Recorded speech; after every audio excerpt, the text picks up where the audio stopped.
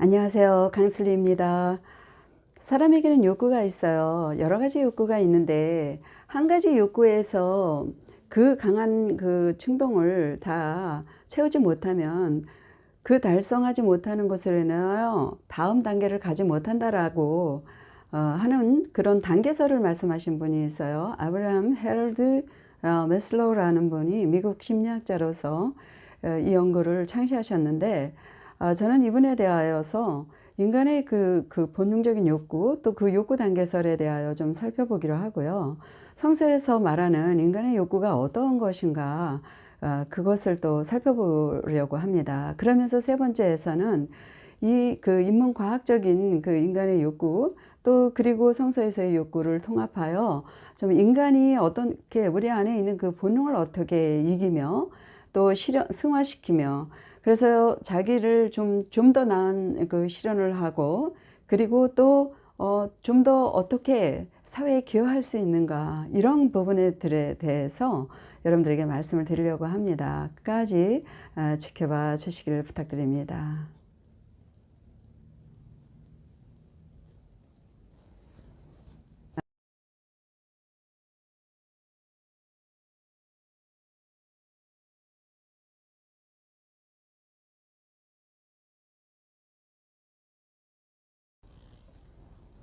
메슬로우는 인간의 5가지의 욕구 단계를 설명을 하는데, 처음에 있는 단계를 생물학적 본능 단계로 얘기를 하고 있습니다. 생물학적 본능 단계를 얘기할 때 우리 이렇게 딱 떠오르는 장발장이죠. 장발장은 빵 한 조각 때문에 얼마나 평생을 그렇게 시달리면서 살아온 사람입니다. 그 허기짐, 배고픔, 이거 본능적인 거예요. 굉장히 본능적인 거라서 그 다음에 생각을 못 해요. 그래서 이런 의식주 문제가 생물학적 본능이요. 또 성욕, 그것이 또 생물학적 본능이라고 첫 단계를 말을 하고 있습니다. 메슬로우의 그 욕구 단계설, 이거는 참 피라미드식으로 해서 이렇게 설명을 하고 있는데, 이 도표를 통하여, 다이어그램을 통하여서 이해를 하기 쉽게 되어 있습니다. 그래서 이 첫째 단계가 생물학적이요, 두 번째 단계가 안정욕구입니다. 사람이 그 자기 자신에 대하여 위험이나 또 박탈감, 이런 것들에 대한 것들이 올 때에 사람은 아주 불안을 느끼고 자기의 그 안정에 대한 것을 굉장히 그 갈구하게 되죠. 이것이 사람에게 있는 단계로서, 욕구 단계로서, 이것이 없으면 그 다음 단계를 절대 생각을 하지 못한다는 거예요. 세 번째는 뭐냐면 애정. 두 번째까지 채워지면 애정을 생각한다는 거죠. 사랑을 하고 싶어요. 그리고 소속을 하고 싶어요. 그래서 가족이든 친척이든 친구든 이런 데서 소속하여 사랑을 받고 사랑을 주고, 그 사랑 안에서 이제 그 욕구가 채워지는 거죠. 그 다음에 네 번째 단계가 있습니다. 존중 욕구예요. 사람은 자기가 존중받는 걸 좋아하고 인정받는 걸 좋아해요. 그래서 셀프 이스팀, 제가 여러 그 영상에서 말씀을 드렸는데 바로 그런 단계예요. 그래서 물론 그 셀프 이스팀이라는 그것이 자아 존중감이라는 것이 정말 과연 그것이 스탠다드한 거 아닌가, 이런 걸 따지기 전에 우리는 그것에 대한 욕구를 굉장히 강렬하게 갖고 있다라는 거죠. 그 다음엔 뭐냐면 자기 실현 욕구입니다. 그러니까 생리 욕구와 안전 욕구와 애정 욕구, 그리고 존중 욕구가 채워지면은 그 다음엔 자기 실현 욕구를 생각을 하는데, 그 네 번째까지의 단계는 이제 많이 그 어떤 면에서 그 생물학적 것인 것으로 많이 단계가 되는데, 이 자기 실현 단계는 이 네 개가 채워지고 나면 반드시 생각하는 게 그거예요. 그러니까 자기를 실현하고 싶은 거예요. 자기가 자기에 대한 성취를 하고 싶은 거죠. 그리고 자기에 대한 그 잠재성을 발휘해서 어찌하든지 자기가 하고자 하는 그 목표를 향하여 아주 지속적으로 성장해 나가는 거를 말을 하고 있습니다.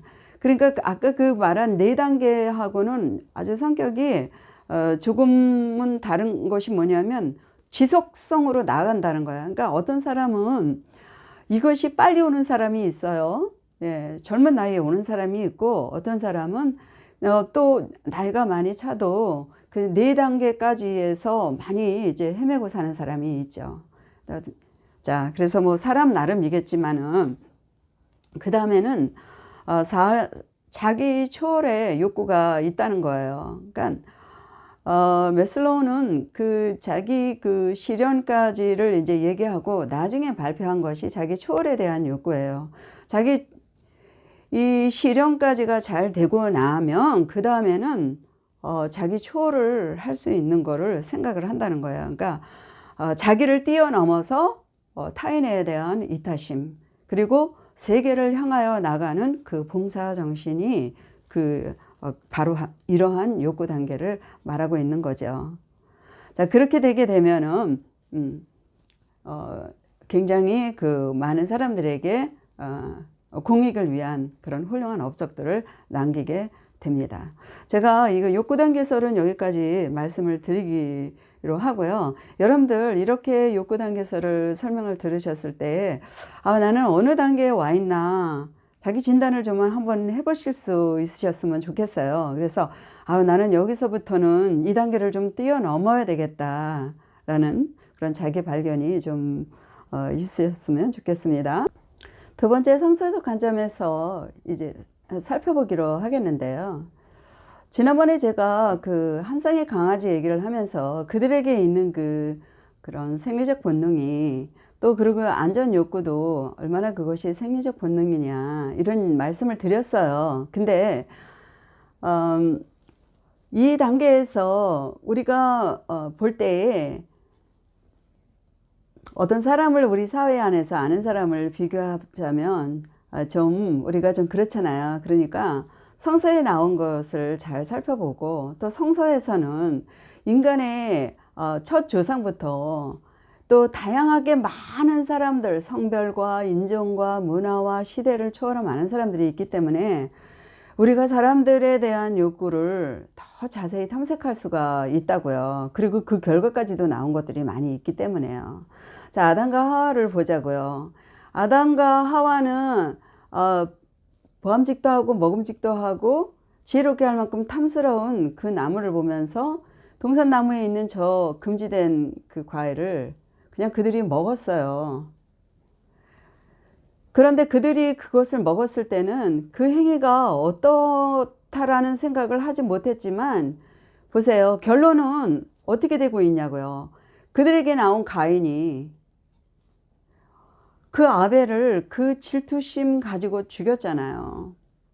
그래서 성서에서 뭐라고 표현을 하냐면 악한 자에 속하여서 그렇게 했다라고 하거든요.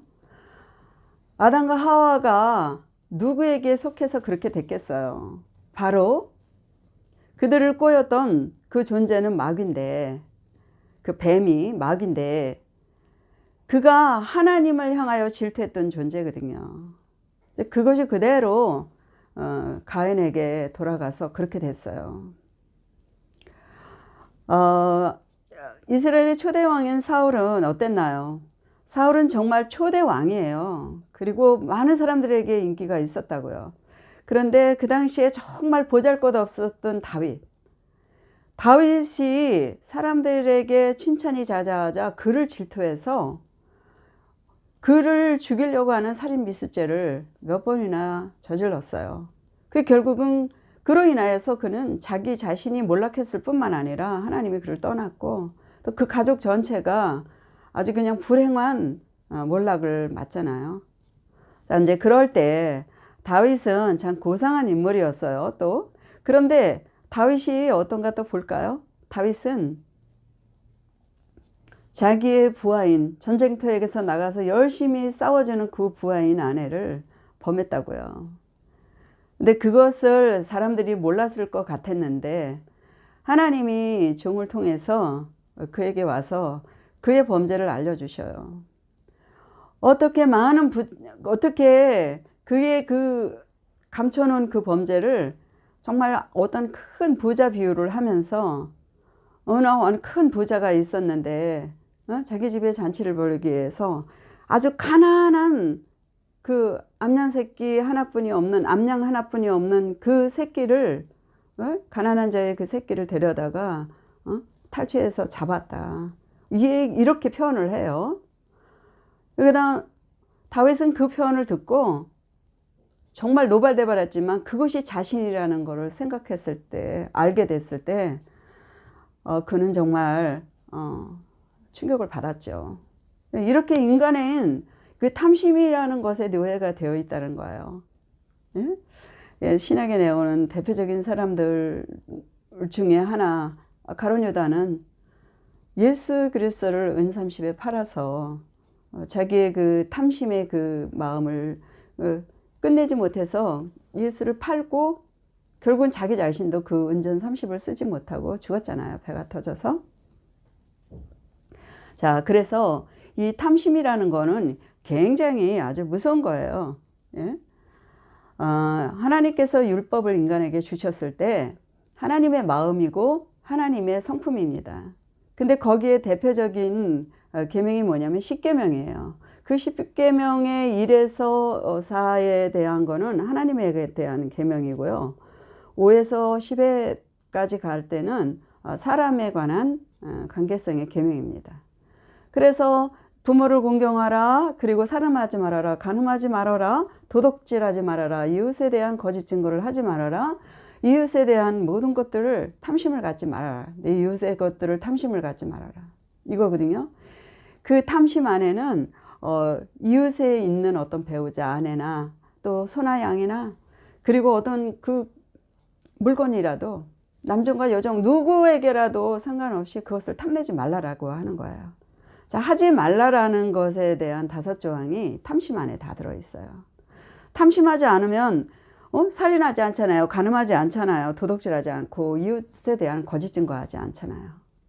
그래서 탐심은 질투에 대한 아주 극치가 탐심인 거예요. 굉장히 이 단계가 무서운 거죠. 탐심은요, 탐심을 조절할 때 생명을 보존할 수 있다고 그랬어요.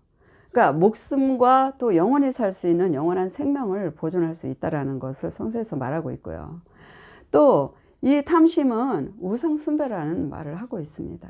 그러니까 우리가 아까 그 다이어그램에서 보듯이 이 아래에 있는 원초적인 단계들은 넓고 많아요. 많은 사람이 가지고 있어요. 그러나 높이 올라갈수록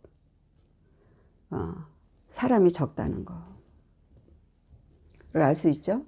그러니까 탐심을 다스리고 살 수 있는 사람들이 참 적다는 거예요.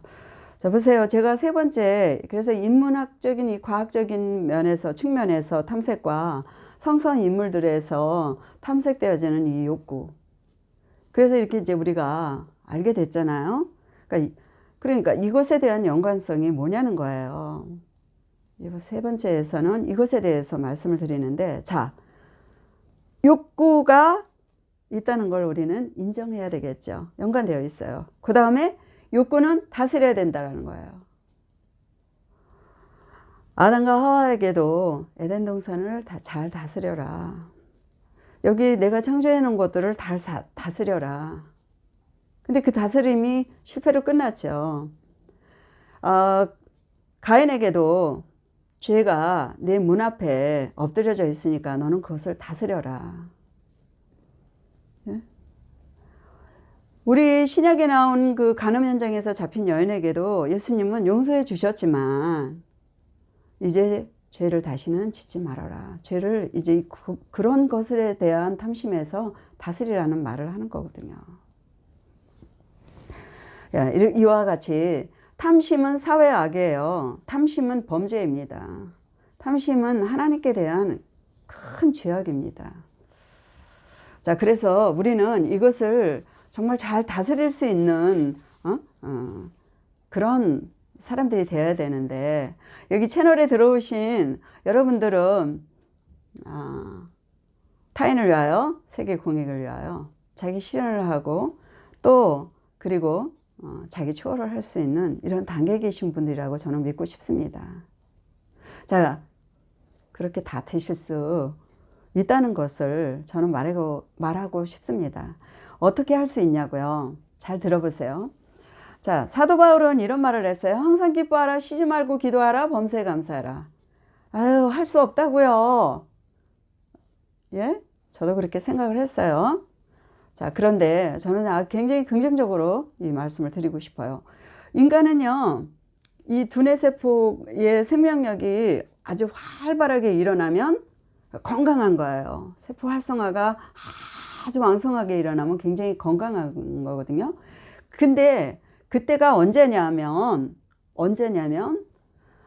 타인을 사랑할 때, 그리고 용서할 때, 그리고 내면의 기쁨이 아주 충족하게 올라올 때 이 뇌세포가 왕성하게 일어난다는 거예요.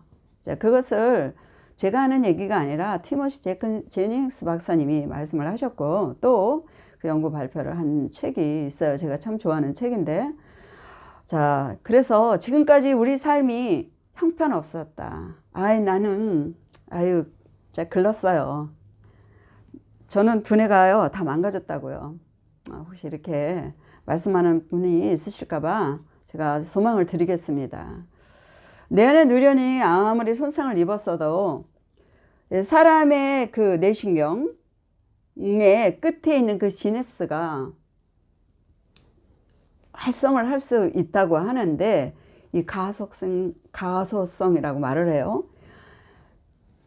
다시 이것을 그 세포 활성이 막 되게 할 수 있다라고 지금 뇌신경 과학자들이 이 부분에 대하여서 많이 지금 발표를 하고 계세요.